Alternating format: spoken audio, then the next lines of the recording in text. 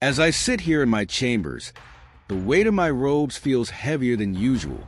The polished wood of my desk reflects the soft glow of the lamp, casting shadows that dance across the piles of case files before me. I am Judge Ethan Pierce, a name that has become synonymous with justice and integrity in our small American town. For years, I presided over this court with an unwavering commitment to the law, earning the respect of my peers and the trust of our community. But tonight, as the clock ticks steadily towards midnight, I find myself questioning everything I've ever believed in. It all began 3 months ago when Sarah Williams first appeared in my courtroom. I remember the day vividly. The air was thick with tension as she walked in, her presence commanding attention despite the shackles around her wrists. Accused of financial fraud and money laundering on a scale our town had never seen before, Sarah was unlike any defendant I'd encountered. There was something in her eyes, a mix of vulnerability and sharp intelligence that caught me off guard. I've always prided myself on maintaining a professional distance from those who stand before me. It's a principle that has served me well throughout my career. But from the moment Sarah locked eyes with me, something shifted. I told myself it was merely professional curiosity, a desire to understand the complexities of her case. After all, white-collar crimes of this magnitude were rare in our jurisdiction. As the pretrial proceedings unfolded, I found myself spending more and more time poring over the details of Sarah's case. The intricacies of her alleged financial schemes were like a puzzle, each piece revealing a new layer of complexity. I convinced myself that my growing obsession was purely academic, a chance to challenge my legal mind with a case that was far from routine. But deep down, I knew there was more to it. Sarah had a way of speaking, of carrying herself, that drew me in. During hearings, she would lean forward, her voice low and conspiratorial, as if sharing secrets meant only for my ears. She hinted at a larger conspiracy, suggesting that her case was merely the tip of an iceberg that reached into the highest echelons of power. I should have recognized the danger signs. I should have recused myself from the case the moment I realized my objectivity was compromised. But the allure of unraveling this mystery, of potentially exposing corruption at a level I'd never encountered before, was too strong to resist. At home, my wife Claire began to notice changes in my behavior. Always perceptive, she sensed a shift in my demeanor long before I was willing to admit it to myself. Late nights at the office became more frequent, and when I was home, my mind was elsewhere. Claire would speak to me, her voice filled with concern, but her words often fell on deaf ears as I replayed conversations with Sarah in my head, searching for hidden meanings and clues. Claire and I had always been a team, our marriage a partnership built on trust and shared values. We'd weathered storms together, supporting each other through the challenges of my early career and the pressures that came with my position as a judge. But now, for the first time in our relationship, I found myself keeping secrets. The guilt gnawed at me, a constant reminder of the line I was walking. As the weeks passed, my interactions with Sarah became more frequent and less formal. What started as brief conversations after hearings evolved into longer discussions in my chambers. I justified these meetings to myself and to my staff as necessary for building a comprehensive understanding of the case. But with each encounter, the boundaries between judge and defendant blurred further. Sarah had a gift for storytelling, weaving tales of corporate espionage and political machinations that seemed almost too fantastic to be true. Yet, she always provided just enough verifiable detail to keep me hooked, to make me believe that I was on the verge of uncovering something monumental. Her words painted a picture of a vast conspiracy, one that threatened the very foundations of justice I had sworn to uphold. I began to see connections everywhere, convinced that random events were part of a larger pattern. A chance encounter with a local businessman at the grocery store became a potential lead. An overheard conversation at my favorite coffee shop sparked hours of research into seemingly unrelated court cases. My office became a war room, walls covered in notes and diagrams as I attempted to piece together the puzzle Sarah had presented. Looking back, I can see how skillfully Sarah manipulated me.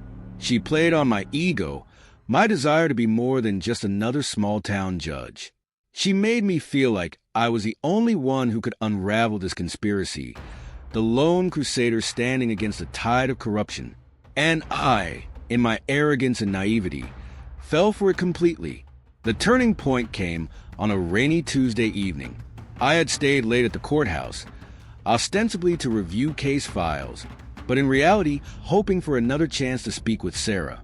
As if summoned by my thoughts, she appeared at my door, escorted by a guard who looked as tired as I felt. Sarah's eyes were wide, her voice urgent as she whispered about a breakthrough, a piece of evidence that would blow the entire case wide open. In that moment, standing in my dimly lit office with the sound of rain pattering against the windows, I made a decision that would change everything. I dismissed the guard, assuring him that I would personally see to Sarah's return to her cell. As soon as we were alone, Sarah's demeanor changed. The vulnerability I had grown accustomed to vanished, replaced by a cold, calculating gaze that sent a chill down my spine. She laid out her proposition with brutal efficiency. The evidence she spoke of was real, but it implicated me in ways I couldn't have imagined. Through a combination of half-truths and outright fabrications, Sarah had woven a narrative that painted me as a co-conspirator in her crimes.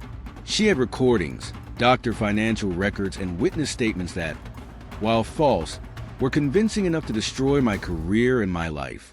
The choice she offered was simple: help her escape and use my influence to clear her name, or watch as everything I had worked for crumbled around me. In that moment, I saw the full extent of my folly. I had allowed myself to be drawn into a web of deceit, blinded by my own ambition and the allure of a mystery I thought I could solve. As I stand here now, the weight of my decisions bearing down on me, I am faced with an impossible choice. Do I sacrifice my integrity, the very foundation of my identity as a judge, to protect myself and my family from the storm that is surely coming? Or do I stand firm, expose Sarah's manipulations, and accept the consequences of my actions, knowing that the truth will likely destroy everything I hold dear? The clock on my desk shows it's nearly 2 a.m. In a few hours, the courthouse will come to life, and I will be expected to don my robes and dispense justice as I have done for years. But how can I sit in judgment of others when my own judgment has been so fatally flawed? I think of Claire, sleeping peacefully at home, unaware of the turmoil that threatens to engulf our lives. I think of the community that has placed its trust in me, of the principles I've fought to uphold throughout my career. And I think of Sarah, her eyes glinting with triumph as she walked out of my office, confident that she had me exactly where she wanted me. The dawn is breaking, pale light seeping through the blinds of my office window. With it comes a realization that there is only one path forward, one way to salvage what remains of my honor. I reach for the phone, my hand trembling slightly as I dial a familiar number. This is Judge Ethan Pierce. I say, my voice steadier than I feel. I need to report a serious breach of judicial conduct. My own. As I begin to speak, laying out the details of my transgressions, I feel a weight lifting from my shoulders. The road ahead will be difficult, filled with public scrutiny, legal battles, and the potential loss of everything I've worked for. But for the first time in months, I feel like myself again. The truth, no matter how painful, is the first step towards redemption. The story of Judge Ethan Pierce and Sarah Williams will soon become public knowledge, a cautionary tale of manipulation and the dangers of compromising one's principles. But it will also be a story of accountability, of facing the consequences of one's actions head-on. As I prepare to face the day, I am reminded of the oath I took when I first donned these robes, to uphold justice without fear or favor. Today, I will live up to that oath, even if it means judging myself more harshly than I've ever judged another. I find myself standing in the dimly lit corridor of the county jail, my heart pounding with a mix of anticipation and dread. The familiar scent of disinfectant and stale air fills my nostrils as I make my way to the visitation room. It's become a ritual now. These visits to Sarah Williams. I tell myself it's all part of my duty as a judge, a necessary step to ensure justice is served. But deep down, I know there's more to it than that. As I enter the room, Sarah's eyes light up, a smile playing on her lips. She's as captivating as ever, her presence filling the small space with an energy that's hard to ignore. "Judge Pierce," she says, her voice a soft purr that sends a shiver down my spine. "I was hoping you'd come today." I clear my throat, trying to maintain a professional demeanor. "Ms. Williams, I'm here to discuss the latest developments in your case." But even as the words leave my mouth, I know they're a flimsy excuse. The truth is, I'm drawn to her like a moth to a flame, unable to resist the allure of her story, her charm, and the tantalizing possibility that she might be innocent. Sarah leans forward, her eyes locked on mine. "Ethan," she says, dropping the formalities, "I can't tell you how much it means to me that you're taking the time to really listen. No one else has bothered to look beyond the surface of this case." Her words stroke my ego, and I feel a flush of pride. I'm not just any judge. I'm the one who's going to uncover the truth to right a potential wrong. Sarah begins to recount her tale once again, each retelling more compelling than the last. She paints a picture of corporate greed, of powerful enemies who would stop at nothing to silence her. And with every word, I find myself believing her more. As our meeting stretches on, I lose track of time. It's only when a guard knocks on the door, signaling the end of visiting hours, that I realize how long I've been here. I stand up, straightening my tie, suddenly aware of how this might look. "Thank you for your time, Ms. Williams," I say, trying to inject some formality back into our interaction. "I'll look into the matters we discussed."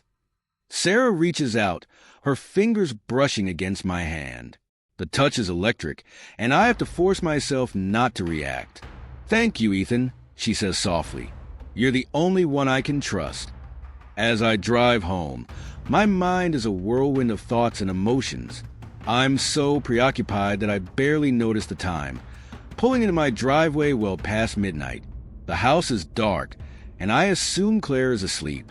But as I enter, I see her silhouette in the living room, illuminated by the soft glow of a table lamp.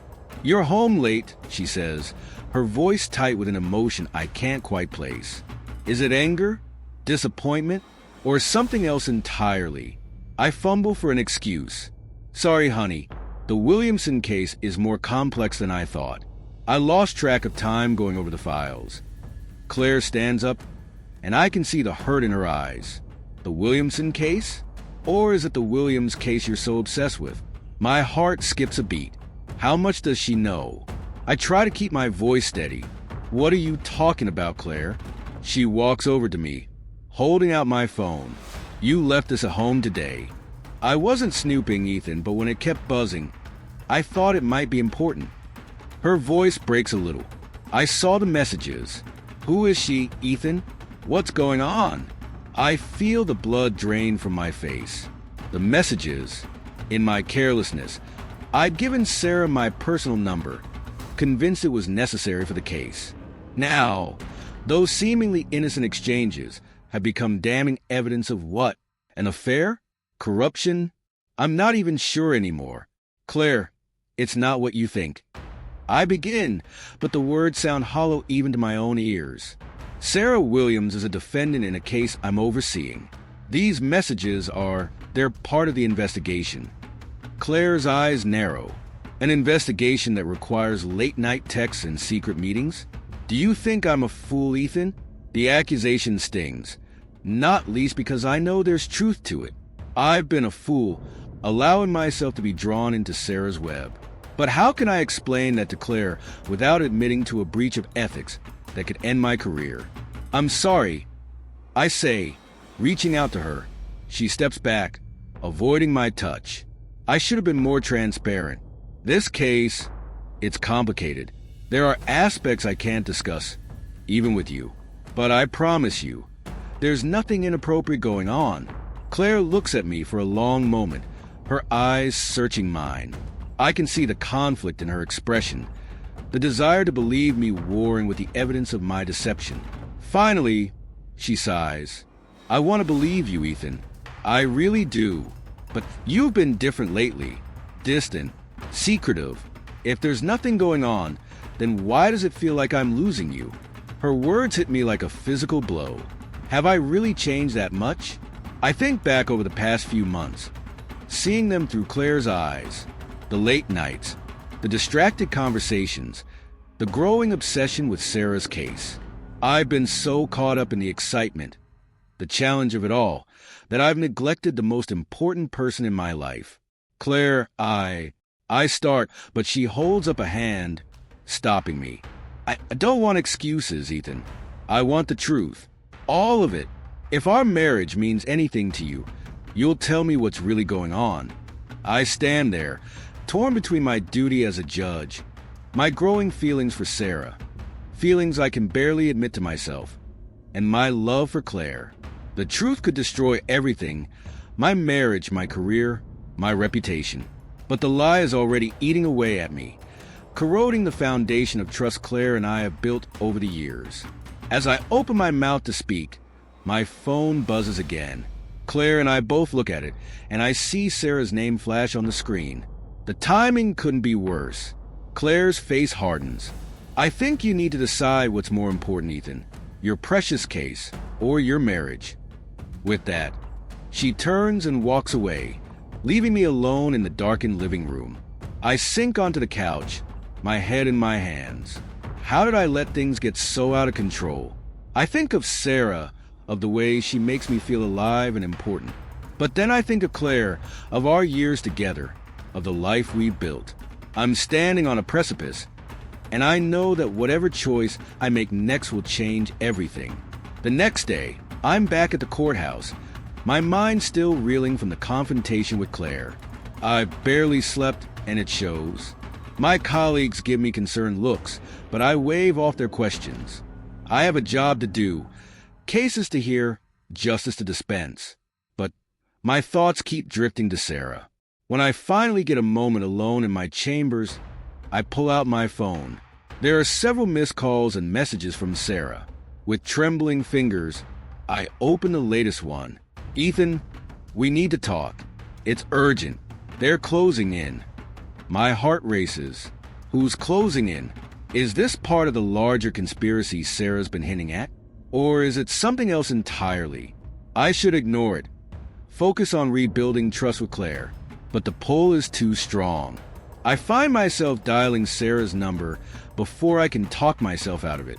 She answers on the first ring. Ethan, thank God, she says, her voice hushed and urgent. I don't have much time. They're making their move. Your wife, they've gotten to her. I feel like I've been doused in ice water. What are you talking about, Sarah? Who's gotten to Claire? The same people who framed me, she says. They know you're getting close to the truth. They're using Claire to discredit you, to destroy your career before you can expose them. My mind reels. Could it be true? Is Claire's suspicion not just about our marriage, but part of a larger plot? It seems far-fetched, and yet, haven't I seen firsthand how deep this conspiracy goes? Sarah, I don't know. She cuts me off. Ethan, listen to me. You're the only one who can stop this. But you have to trust me completely. Can you do that? I hesitate, thinking of Claire, of my vows, of the ethical lines I've already crossed. But Sarah's next words seal my fate. If you don't act now, everything you've worked for will be gone. Your career, your reputation, your freedom. They'll take it all. In that moment, I make a decision that will change the course of my life forever. What do you need me to do? I ask, my voice barely above a whisper. As Sarah begins to outline her plan, I feel a mix of exhilaration and terror. I'm stepping off the precipice, leaving behind the safe, predictable life I've known. Part of me screams that this is madness, that I'm throwing everything away based on the words of a woman accused of fraud. But another part, a part that's grown stronger with each meeting, each secret conversation, tells me that this is my destiny, that Sarah and I are meant to expose this corruption together, no matter the cost. Little do I know that with each word, each promise, I'm sinking deeper into a trap of my own making. Sarah's web is complete, and I, Judge Ethan Pierce, once a paragon of justice and integrity, am now firmly ensnared. The stage is set for a confrontation that will shake the foundations of everything I believe in, testing the limits of love, loyalty, and the very nature of truth itself. As I hang up the phone, I catch a glimpse of my reflection in the window. The man staring back at me is a stranger, determined, reckless, and blind to the danger that lies ahead. I take a deep breath, steeling myself for what's to come. There's no turning back now. I can still feel the chill that ran down my spine when I received the call from the prison warden. My wife, Claire, had visited Sarah Williams. The very thought of the two of them in the same room sent my mind reeling, imagining all the possible scenarios that could have unfolded. What had Claire discovered? What had Sarah told her? The uncertainty gnawed at me, threatening to unravel the precarious balance I'd been struggling to maintain. As I drove to the prison, my knuckles white on the steering wheel, I couldn't shake the feeling that everything was about to come crashing down. The carefully constructed facade I'd built, the lies I'd told myself and others, they all seemed so fragile now. I parked haphazardly, barely remembering to lock the car as I rushed inside, flashing my credentials to the guards who knew me all too well by now. Sarah was waiting for me in the visitation room, her posture relaxed, a stark contrast to the turmoil I felt inside. As I entered, she looked up, a small smile playing on her lips. "I was wondering when you'd show up, Ethan," she said, her voice calm and controlled. I couldn't match her composure. "What happened?" I demanded, my voice hoarse with tension. "What did you say to Claire?" Sarah leaned back in her chair, studying me with those piercing eyes that had first drawn me in. "Your wife is quite the spitfire, isn't she? I can see why you married her." There was a hint of amusement in her tone that set my teeth on edge. "This isn't a game, Sarah," I hissed, leaning across the table. "What did you tell her?"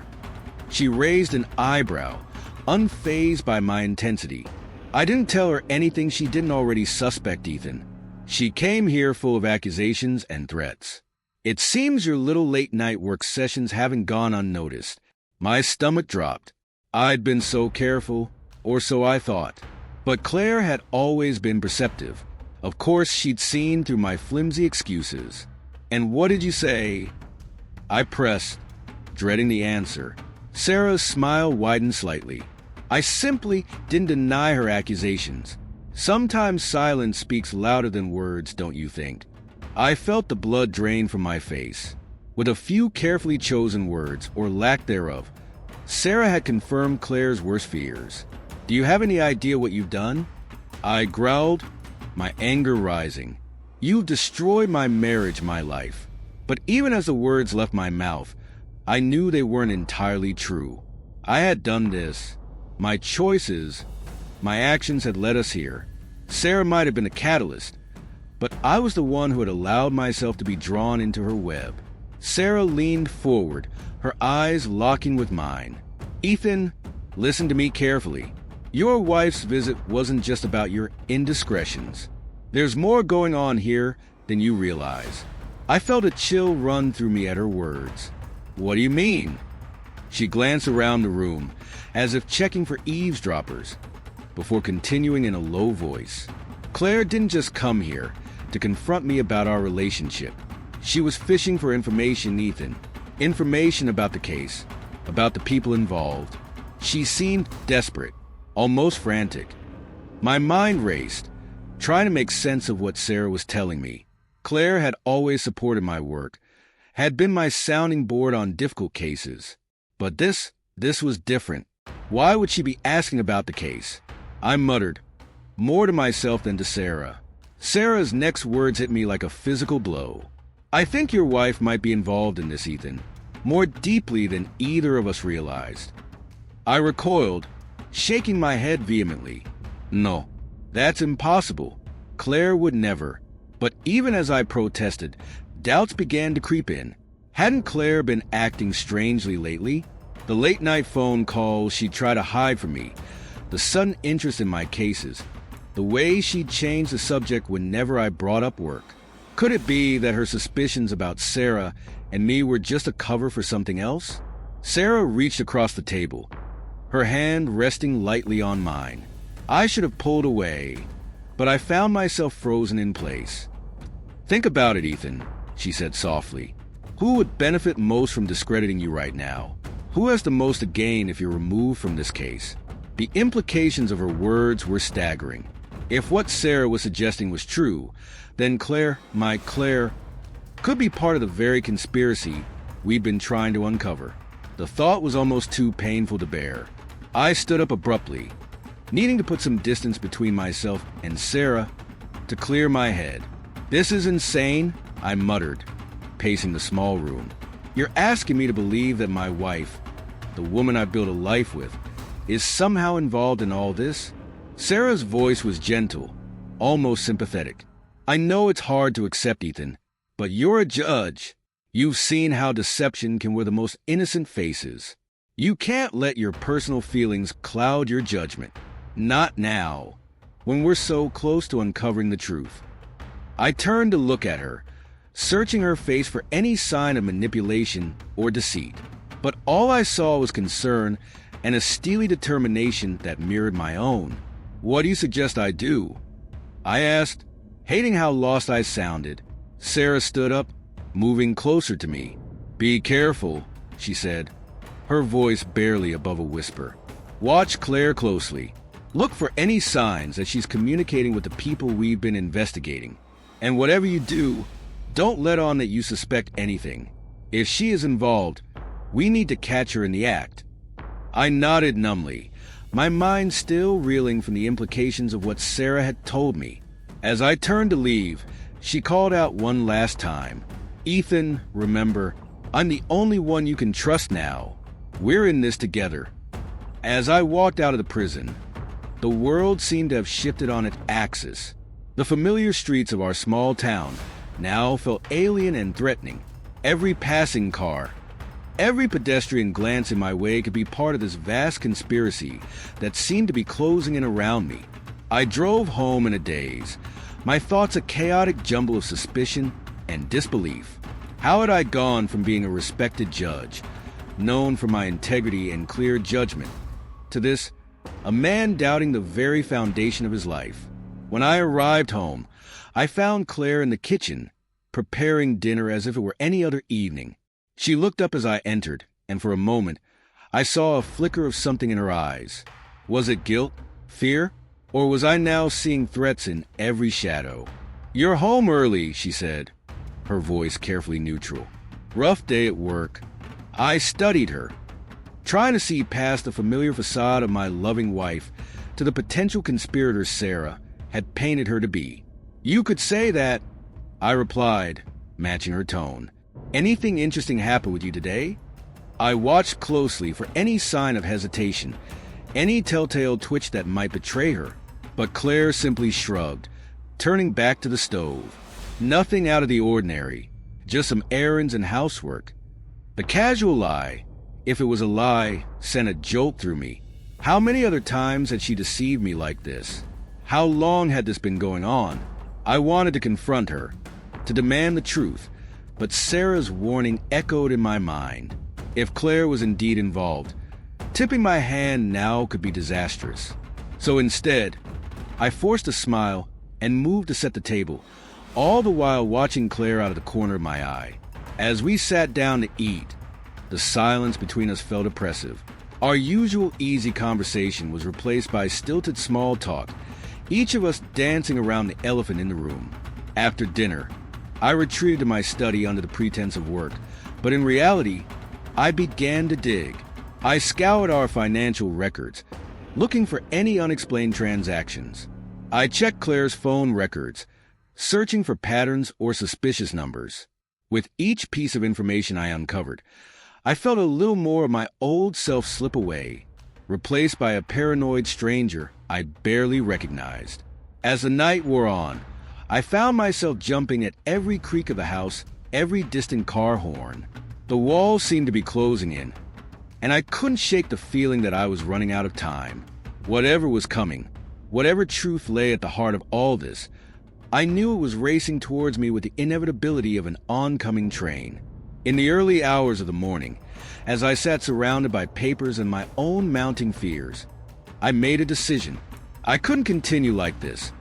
Caught between my suspicions and my love for Claire, I needed proof, one way or the other. With shaking hands, I reached for my phone and dialed a number I never thought I'd use. "Hello?" I said quietly, glancing at the door to make sure Claire wasn't nearby. "This is Judge Ethan Pierce. I need your services. It's a delicate matter. Yes, it's about my wife." As I hung up, having made arrangements with the private investigator, I felt a mix of relief and disgust. Was this really what I had become? A man spying on his own wife? But I pushed the guilt aside. If Sarah was right, if Claire was indeed involved in something sinister, then I needed to know. For the sake of justice, for the sake of my career, and for my own sanity, I crawled into bed beside Claire, who was sleeping peacefully, unaware of the storm raging inside me. As I lay there, staring at the ceiling, I couldn't help but wonder, when the truth finally came to light, would there be anything left of the life I once knew? And more importantly, would I still recognize the man I had become in pursuit of that truth? I stepped into the house, my heart pounding with a mixture of dread and exhaustion. The day had been long, filled with the usual courtroom drama and backroom politics that came with being a rising star in the legal world. But nothing could have prepared me for what awaited me at home. As I crossed the threshold, the air felt thick with tension, and an eerie silence enveloped the space that should have been our sanctuary. It was then that I saw her, Claire, my wife of 7 years, hunched over my cell phone, her face illuminated by the harsh glow of the screen. In that moment, I knew our carefully constructed life was about to shatter. Claire looked up, her eyes a storm of emotions, hurt anger, and a fierce determination that sent a chill down my spine. "How long?" she demanded, her voice barely above a whisper, but carrying the weight of 1,000 accusations. I stood there, frozen, as the realization dawned on me. She knew. Somehow, she had discovered the truth I had fought so hard to keep buried. The truth about Sarah, about the lines I had crossed, about the man I had become. I tried to speak, to form some kind of explanation or denial, but the words caught in my throat. Claire didn't wait for my response. She launched into a tirade, her voice rising with each passing second. "I trusted you, Ethan. I stood by you, supported your career, and this is how you repay me." Her words cut through me like shards of glass, each one a reminder of my betrayal. I found myself backing away, desperate to create some distance between us, as if that could somehow shield me from the truth of her words. As Claire continued her verbal assault, I felt a surge of anger rising within me. How dare she go through my phone? Didn't I deserve some privacy? These thoughts, born of desperation and guilt, fueled a defensive fire in my chest. I began to shout back, hurling accusations of my own. "You never understood the pressures I'm under," I yelled, my voice echoing off the walls of our once peaceful home. "You're always questioning me, doubting me. Is it any wonder I found solace elsewhere?" The moment those words left my lips, I regretted them. I saw the pain flash across Claire's face, quickly replaced by a cold, hard resolve. "Solace?" she spat, her voice dripping with disdain. "Is that what you call sleeping with your assistant? Betraying everything we built together?" She paused, and I saw a dangerous glint in her eye. "Well, Ethan, I hope it was worth it, because I'm going to make sure everyone knows exactly who you are." My blood ran cold at her threat.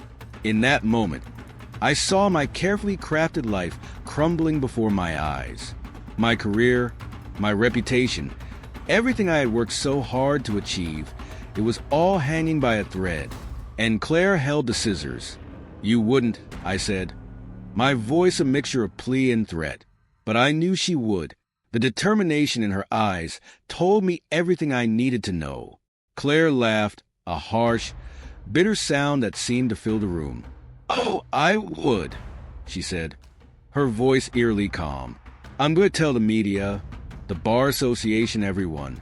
They'll all know how the great Ethan Mitchell, rising star of the legal world, is nothing but a lying, cheating fraud." Something inside me snapped. The fear, the anger, the desperation. It all coalesced into a blinding rage. Before I could even process what was happening, I felt my hands connect with Claire's shoulders. I pushed hard. Time seemed to slow as I watched her stumble backward, her eyes wide with shock and fear. She tried to catch herself, but her foot caught on the edge of the rug. I watched helpless as she fell, her head connecting with the corner of the coffee table with a sickening thud. The silence that followed was deafening. For a moment, I stood there, frozen in disbelief at what had just transpired. Then, as if waking from a nightmare, I rushed to Claire's side. "Claire," I called, my voice trembling. "Claire, can you hear me?" There was no response. With shaking hands, I felt for a pulse, praying to a God I had long since stopped believing in. But there was nothing. No pulse, no breath. No life in those eyes that had, just moments ago, burned with such fierce emotion. Panic seized me, squeezing the air from my lungs. This couldn't be happening. It had to be a mistake, a horrible dream from which I would soon awake. But the cold reality of Claire's lifeless body beneath my hands told me otherwise. I had done this. In a moment of blind rage, I had taken the life of the woman I had once sworn to love and protect. My mind raced, trying to grasp the magnitude of what had just occurred. I was a lawyer. I knew the consequences of what I had done. Manslaughter at best, murder at worst. My career, my freedom, my entire life, it was all over. Unless the thought came unbidden, a whisper of darkness in the chaos of my mind. Unless I could make this go away. With trembling fingers, I reached for my phone. There was only one person I could turn to, one person who might be able to help me navigate this nightmare. Sarah. As I dialed her number, a part of me recoiled at the thought of involving her further in my life. But I was drowning, and she was the only lifeline I could see. Sarah answered on the second ring, her voice calm and collected as always. "Ethan? What's wrong?" she asked, instantly picking up on the panic in my breathing. The words poured out of me in a jumbled mess. Claire, the fight, the fall. I could hear the sharp intake of breath on the other end of the line as Sarah processed what I was telling her. There was a moment of silence, and I feared she would hang up, leave me to face this nightmare alone. But then she spoke, her voice steady and controlled. "Listen to me carefully, Ethan," she said. "We can fix this, but you need to do exactly as I say." I nodded, forgetting for a moment that she couldn't see me. "Yes," I whispered. Anything. Sarah's instructions were clear and precise. Make it look like an accident. Remove any signs of a struggle. Create a plausible scenario. As she spoke, I felt a chill run down my spine. The cool, calculated way she approached the situation was both terrifying and reassuring. This was a side of Sarah I had never seen before, and it made me wonder just how well I really knew her. But I had no choice. I was in too deep, and Sarah was my only hope of salvaging something from this disaster. So I listened, committing every detail to memory. When she finished, she paused for a moment. "Ethan," she said, her voice softer now, "are you sure you can do this?" I looked down at Claire's body, at the life I had taken, and felt a resolve harden within me. "I have to," I replied. As I set about following Sarah's instructions, a part of me watched in horror at what I had become. This wasn't me. I was Ethan Mitchell, respected attorney, loving husband.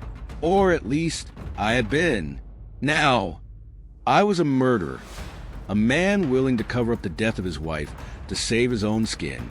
The realization was like a physical weight, pressing down on me as I worked. Hours passed in a blur of frantic activity. By the time I finished, the first light of dawn was beginning to creep through the windows. I stood in the middle of the living room, surveying the scene. To an outsider, it would look like a tragic accident. Claire coming home late, tripping and falling in the darkness. A senseless, awful accident, but I knew the truth, and as I looked at the stage scene before me, I realized that this moment marked a point of no return. There was no going back to the man I had been. That Ethan was gone, replaced by this hollow shell, this liar, this killer. And Sarah held the key to my freedom, but also to my damnation. I was bound to her now, in ways I had never imagined possible. As I picked up the phone to make the call that would set our cover story in motion, I felt a sense of vertigo. The world was spinning out of control, and I was powerless to stop it. All I could do was hold on and hope that somehow, someway, I would find a way to live with what I had done.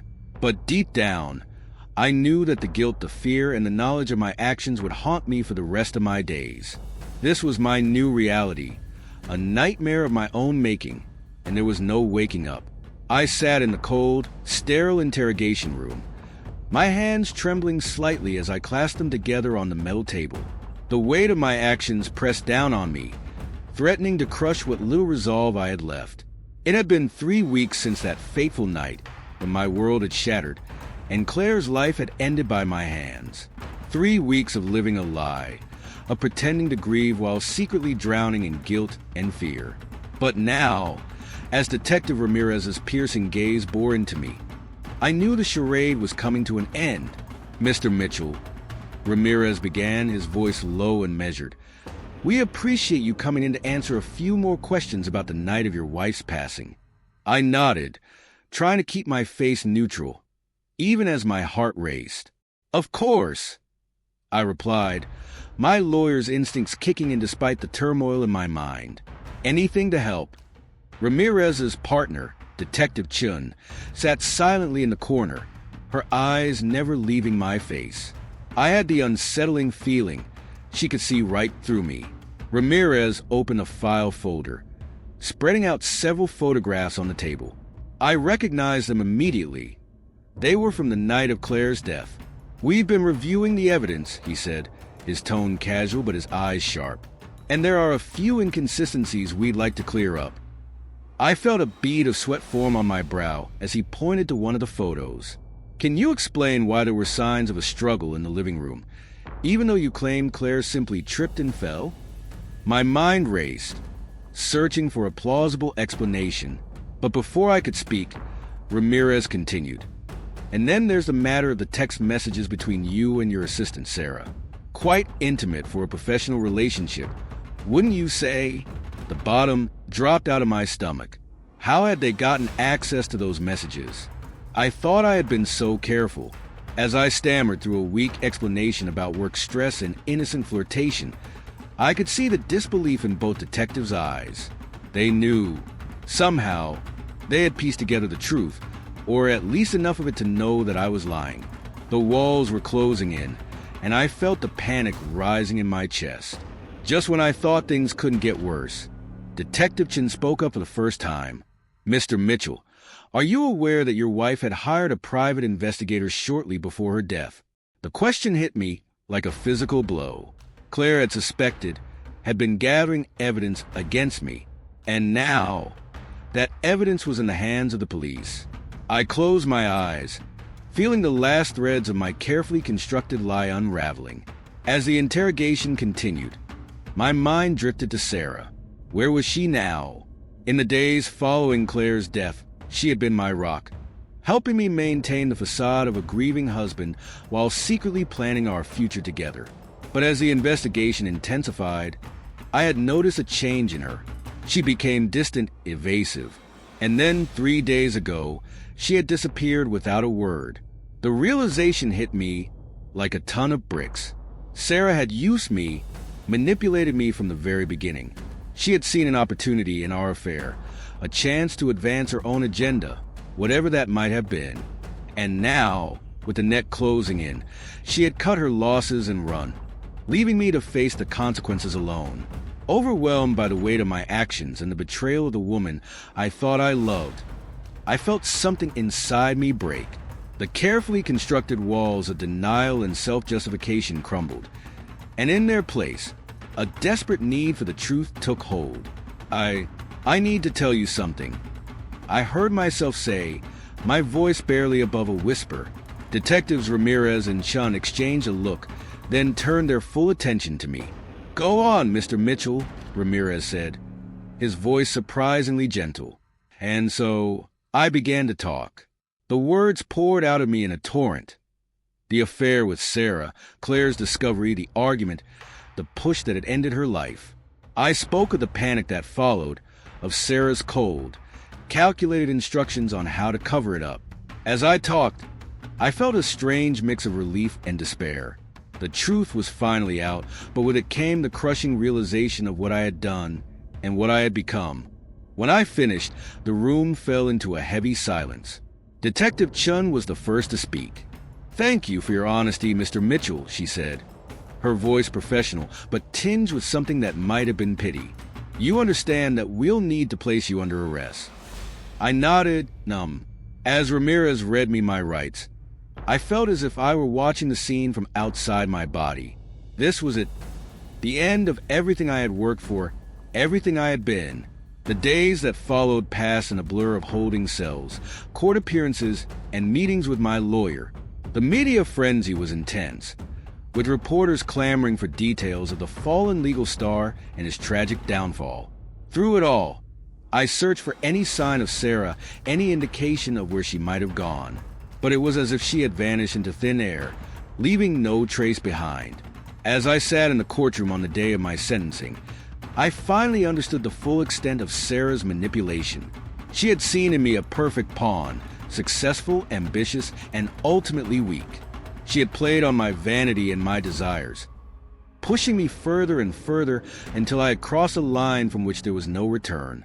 And then, when things had gotten too hot, she had simply walked away, leaving me to burn. The judge's voice brought me back to the present. "Ethan Mitchell, you have pled guilty to the charge of manslaughter in the death of your wife, Claire Mitchell. Taking into account your confession and cooperation with the authorities, I hereby sentence you to 15 years in state prison." The gavel fell with a finality that echoed through my very being. 15 years. A lifetime. As the bailiff led me away, I caught a glimpse of Claire's family in the gallery. The pain and hatred in their eyes was almost unbearable. I had not only taken Claire's life, but had destroyed so many others in the process. My own family sat on the other side, my mother weeping silently, my father's face a mask of disappointment and shame. In my cell that night, as the reality of my situation truly sank in, I was haunted by thoughts of what might have been. If I had been stronger, if I had resisted Sarah's charms, if I had been honest with Claire from the beginning, how different things might have turned out. But those were useless thoughts now. I had made my choices, and now I had to live with the consequences. As I lay on my bunk, staring at the cold concrete ceiling, I thought about Sarah. Was she somewhere warm and sunny, starting a new life with the money and connections she had undoubtedly gained from our affair? Or was she already setting her sights on her next target, ready to weave another web of deceit and destruction? I would probably never know. In the darkness of my cell, I made a vow to myself. I couldn't change the past, couldn't bring Claire back or undo the pain I had caused. But I could use my time here to reflect, to understand how I had allowed myself to be so thoroughly manipulated, to become someone I barely recognized. And maybe, just maybe, I could find a way to make amends, to become a better person than the one who had entered this prison. As I drifted off into an uneasy sleep, my last thoughts were Claire. "I'm sorry," I whispered into the emptiness. "I'm so sorry." It wasn't enough. It would never be enough, but it was a start. And as I faced the long years ahead, I clung to the hope that someday, somehow, I might find a way to forgive myself, even if no one else ever could. As I sit here in my prison cell, the cold concrete walls a constant reminder of my fall from grace. I can't help but reflect on the twisted path that led me to this point. It's been 5 years since that fateful night when my world came crashing down around me. 5 years of endless days and sleepless nights. haunted by the memory of Claire's lifeless eyes and the echo of Sarah's manipulative words. The irony isn't lost on me. I, Ethan Mitchell, once a rising star in the legal world, now reduced to nothing more than a cautionary tale, a whispered warning in the halls of justice I once proudly walked. Time moves differently behind bars. Each day stretches into an eternity, yet the years seem to slip by in a blur of monotony. I've had more time than I ever wanted to dissect every moment, every decision that brought me here. The affair with Sarah, the lies, the cover-up. It all seems so foolish now, so transparently destructive. But hindsight, as they say, is 20/20, and I was blind to the manipulation happening right before my eyes. Sarah, even now, her name sends a shiver down my spine. In my darkest moments, I find myself wondering where she is, what she's doing. Is she on some sun-soaked beach, sipping cocktails and laughing at how easily she played me? Or has she already found her next mark, weaving her web of deceit around some other unsuspecting fool? The not knowing is almost worse than the knowing. Almost.